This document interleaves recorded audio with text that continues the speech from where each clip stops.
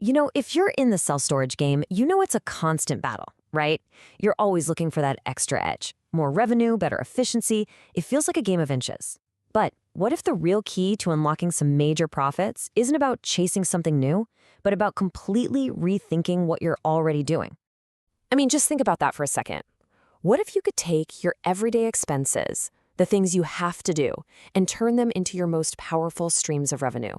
It's a total mindset shift. And believe me, for the top operators in the industry, this isn't just some theory. It's exactly how they're winning. So what we did was dive deep into a really candid, no-holds-barred Q&A with some industry veterans. And we've pulled out all the secrets. These are not ideas from a textbook. These are proven, actionable strategies that are changing the game for people right now. Okay, let's get right into it. First up, fees. Now, hold on. This isn't about nickel and diming your customers. Not at all. It's about being crystal clear about the value you're providing and then charging for it fairly. It's a shift from thinking of fees as a penalty to seeing them as a profit center. I mean, look at this list. Top operators are rolling out a whole menu of fees. And the key is, customers are totally willing to pay because they actually see the value. We're talking amenity fees for a clean, well-lit facility, tech fees for convenience, even things like carbon recovery fees. The opportunities are literally everywhere if you just start looking. Okay, so let's get specific. Here's a real-world example. One operator rolled out an $18 a month amenity fee. And this just covers the basics, keeping the aisles clear, making sure the restrooms are clean. It's a simple, totally justifiable charge for keeping the place nice. And we're not talking about some tiny little facility either. This was at a big 1,500-unit location. So just let that number sink in for a minute as you think about the potential impact. So you do the math. That one small fee creates an incredible $27,000 in brand new, high-margin revenue every single month. And you want to know the craziest part? They got zero pushback. None. Because the value was clear, it was tangible, and honestly, it's what customers expect. And this quote just brilliantly illustrates how powerful this is. One operator said that implementing these fees completely turned his struggling stores around. Suddenly, he could afford better tech and better services, which, just makes the customer experience even better. It creates this amazing upward spiral of profit and improvement. Let's take the admin fee, for example. Some folks are still charging, $10 or nothing. But in the really competitive markets, you're seeing fees of $29, even $49. And the justification from the pros is simple. Hey, if the big REITs are doing it, why shouldn't I?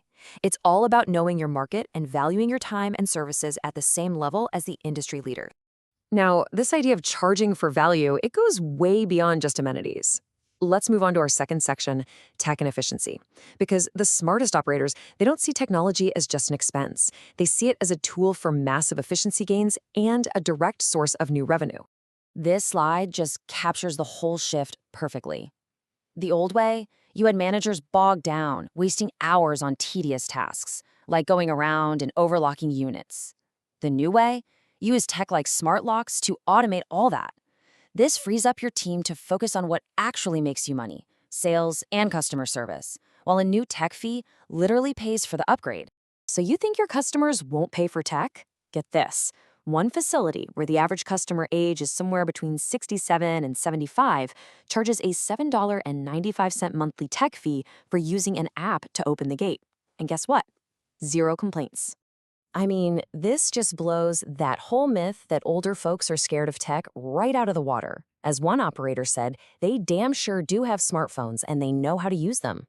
He said his 93-year-old mother-in-law is on Facebook 5 times a day. The lesson here is that convenience and value, well, they're ageless. All right, let's switch gears a little bit. Let's talk about a few simple but incredibly powerful marketing tactics that the pros are using to get a leg up on the competition.